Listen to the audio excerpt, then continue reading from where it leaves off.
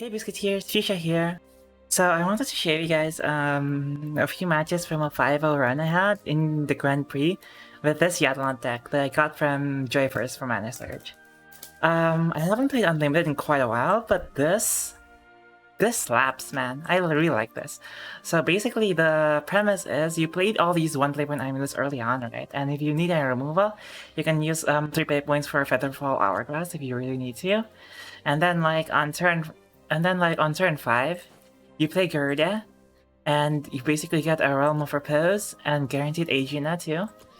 And basically the combo of Aegina and Realm of Repose means that anything under than 3 attack will do 0 damage to you, and anything over 3 attack will only do a maximum of 3 damage to you. So it's actually really powerful because it protects from small aggro damage, but it also protects against burst. And your Aegina you can protect because it's protected by a Realm of Repose, because you can't it can't be attacked, and then you can also add in Mist Shaman so it can't be targeted by spells and effects, which makes it really good. And it basically board locks a lot of decks, and it's really fun. And then when you get to 7, you can play another Garuda, or you can play Jatelant and just finish them off. So, or heal yourself and then just keep stalling. So it's actually really fun, and I got a 5-0 with it. I'm gonna show some games because they were really fun in my opinion. So yeah, hope you enjoy! Alright, so the first game I wanted to show was against Dragoncraft. So Dragoncraft in Unlimited, you know the drill, right? Usually it's some kind of OTK or some kind of lock with by using Phoenix Roost. So I was thinking about that, and I was thinking maybe Aggro Dragon is even good right now, honestly. So it was kind of weird for me. I don't know what Dragon was exactly playing. Either way, play the Secret Flea now. Anything with a higher countdown first. Realm of Repose, it's not the end of the world if you draw it, because you can just play it out of hand and prepare it to stall 1 or 2 turns with damage mitigation. You can even play it in turn 4 and then Aegina and Mist Shaman on turn 5. Here I play the Time Owl, just because I don't have anything else. This is the good thing about Time Owl: you don't waste your play points because it immediately pops, fueling your Garuda and your Jatelant. And it provides some removal and some damage like this. Don't want to waste the Realm of Repose right now, so I'm just going to go face, because the Realm of Repose can be useful when they actually do provide threats. So here we go, there's the Resplendent Phoenix. As usual, it is Roost, as predicted. And we see a Zoe. So at this point I'm thinking, is this possibly Zoe lock, where you just play Zoes all the time? Maybe.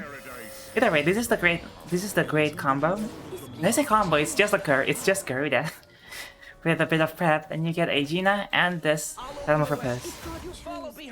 They remove Aegina, but I still have the power of their Repose, so they can only deal 3 damage to me. Right now it mitigates only 1 damage, but usually it mitigates a lot when it's a Zoe that deals 6 damage, so I still have the Repose too. So I just play another Garuda just to have another Aegina. Double Repose doesn't really do much, but if you have another Aegina, it actually does a lot. The Aegina stack actually. So 2 Aeginas actually mitigate a lot of damage. It mitigates all damage. Either way, they could remove this pretty okay. On hindsight, maybe I should have pre-evolved that. Just didn't want to use I guess because I thought that it would be really easy for them to just remove it, so whatever. And just play the Jatelant here, because I'm thinking, oh, 11 is a bit like Monka-esque, especially when I don't have an Aegina in hand, or not a Raw, like a Garuda in hand to make another Aegina. But against Dragon, since a lot of their damage is burst, Repose is more important than Aegina anyways, I feel like. So here we go, the world. Draconic Call, and Zoe, So at this point, I'm thinking, okay, how am I going to win against Zoo? And I thought, wait a minute, they're drawing quite a few cards. They have like 14 cards left in the deck. 12 now. So what I did is that I just basically thought, wait a minute, I don't have to beat you. I don't have to make your life 0. I can just do this. Sugar's the best cure for the blues, you know. With its Aegina. Let the mist wrap around you. And this is the full combo, by the way. Aegina, Mist Shaman, and Realm of Repose. Won't be defiled. It's very, very good. I'm playing the amulets just so I can fuel the Jatelant later. And here they go. They smite the Realm of Repose, but the Realm of Repose doesn't work like that. It basically works that it gives you the leader effect, and it lasts until the end of until the start of your turn, next turn, no matter what. They did remove the Aegina though, which means they do deal 3 damage to me either way. And now they deal 2 damage to me.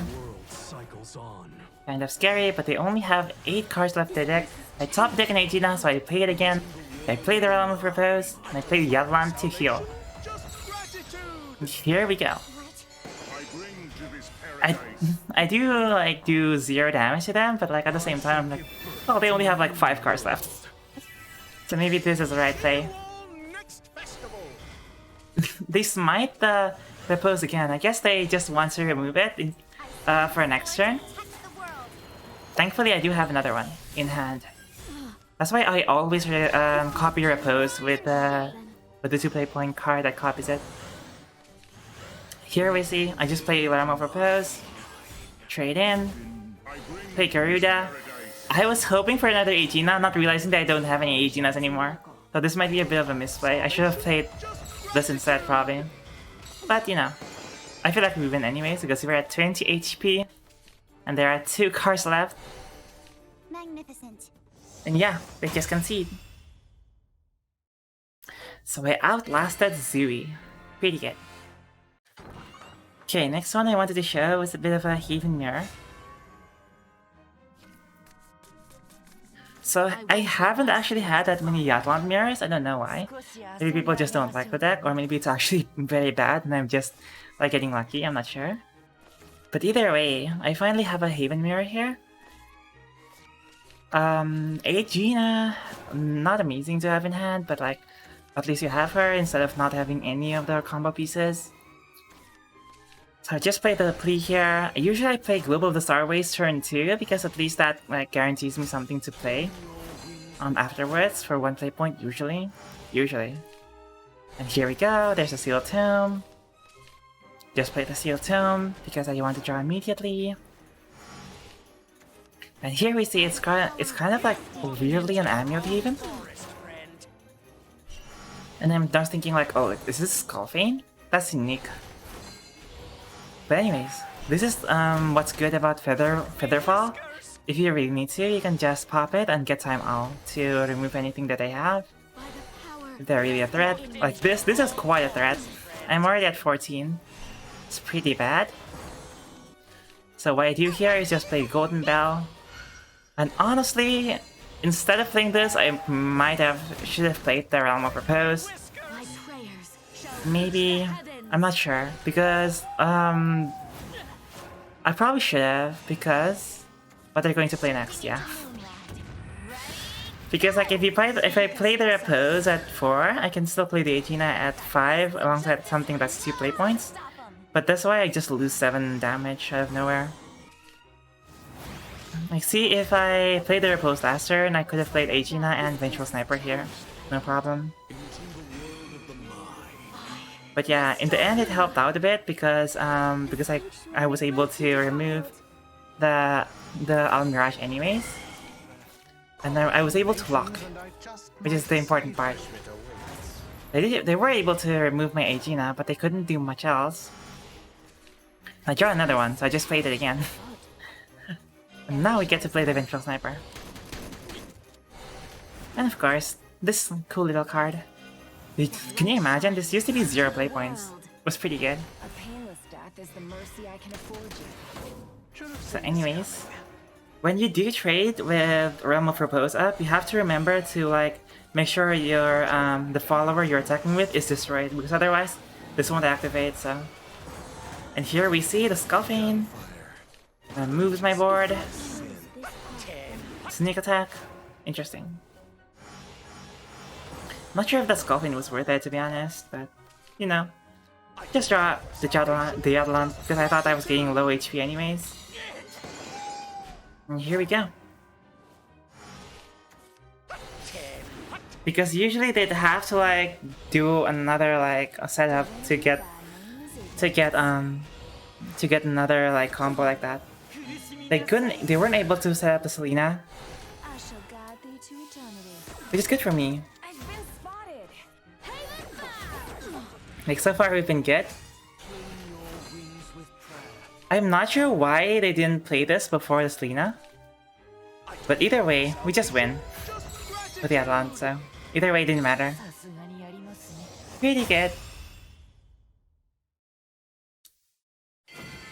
Wins against Summit weird combo thingy.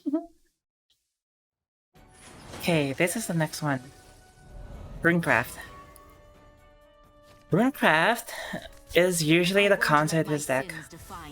In the sense that like depending on what they run, like for example if they run like braces, like and the one play point like deal 1 damage, it's kind of easy to counter this deck. Because you can just remove the Aegina and then do a lot of damage, chip damage with like your smaller followers.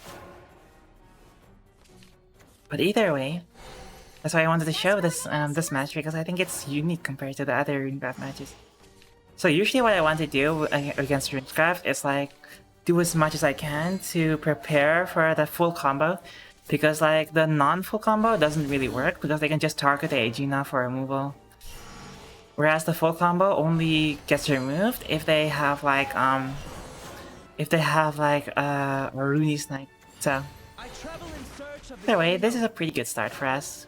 You know, going first, playing out some tempo, getting the Realm of Repose. But since I have Garudas, I decided not to and just like focus on healing a bit of damage and like popping as many amulets as I can. Like the good thing about Time Owl is that it's another amulet that you just pop.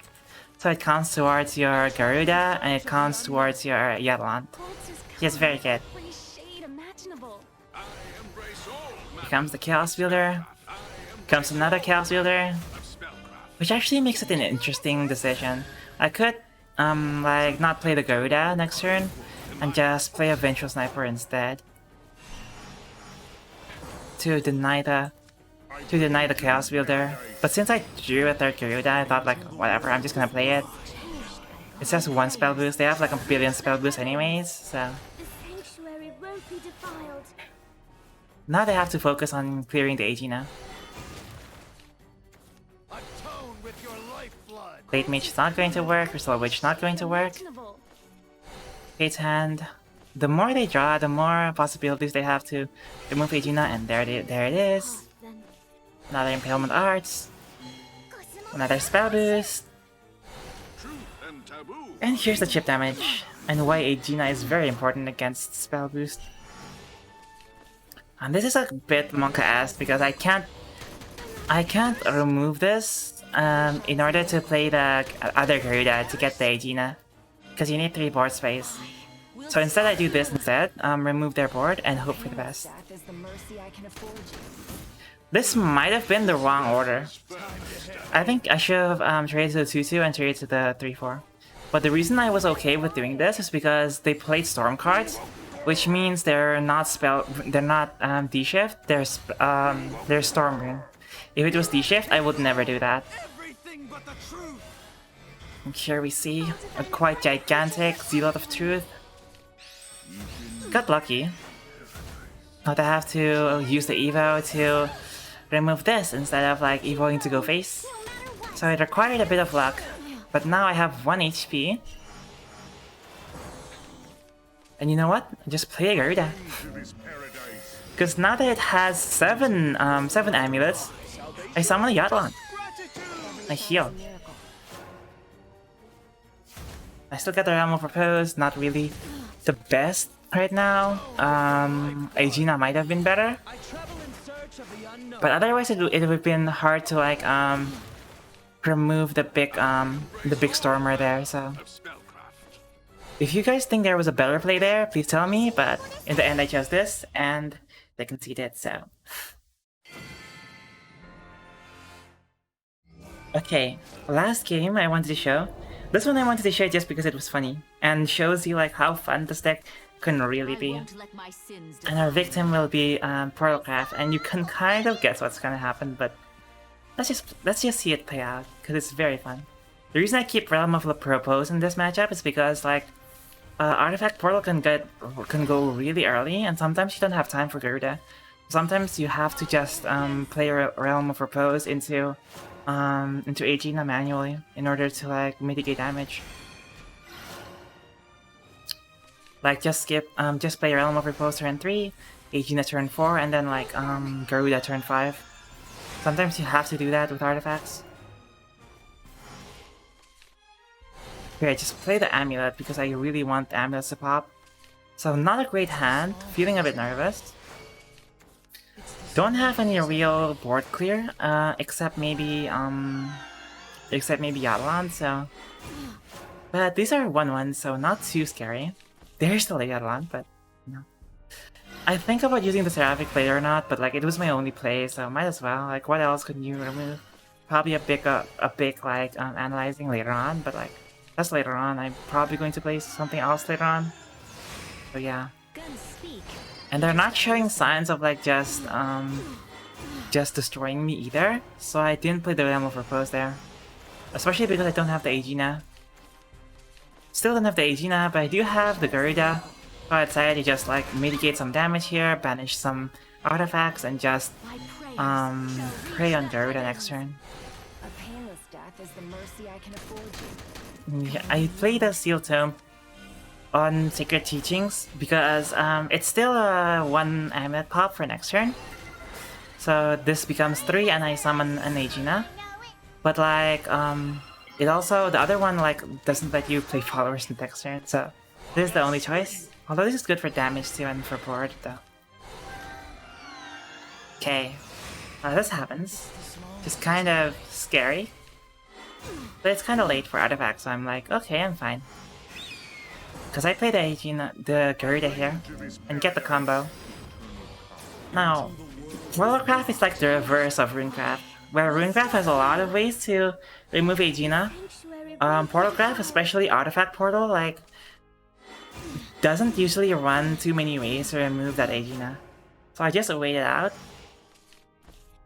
And I even played another Sacred Teachings here just to fuel my Jatelant instead of like a Mistchain. Maybe that was a mistake, but I just wanted my Jatelant to go off next turn.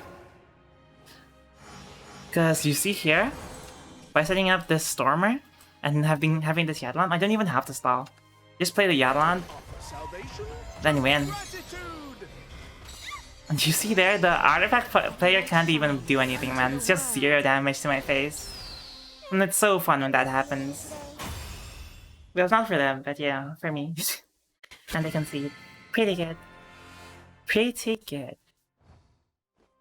So that was some gameplay from the Unlimited GP using the Jatelant deck. To be honest, this might be my favorite deck in the entire expansion. Like, even more than the rotation decks. Like, once I found out this, like, I didn't want to play rotation anymore. It's just too fun. Like, the only deck that I feel like is kind of more fun than this is Volteo. That's saying a lot because Volteo is my boy. So, yeah, I hope you have fun, like, playing this. And I hope you don't face it too much as, like, artifacts or something. Because, yeah, I imagine playing against this would not be as fun as playing with it, so...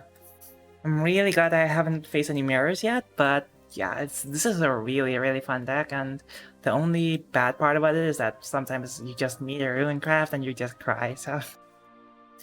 Well, anyways, hope you enjoyed the games. If you liked the video, give me a thumbs up. If you loved it, give me a sub. And don't forget to follow my Twitter, my Twitch, and join my Discord, all in the description. Thank you for watching, and like always, have a great day.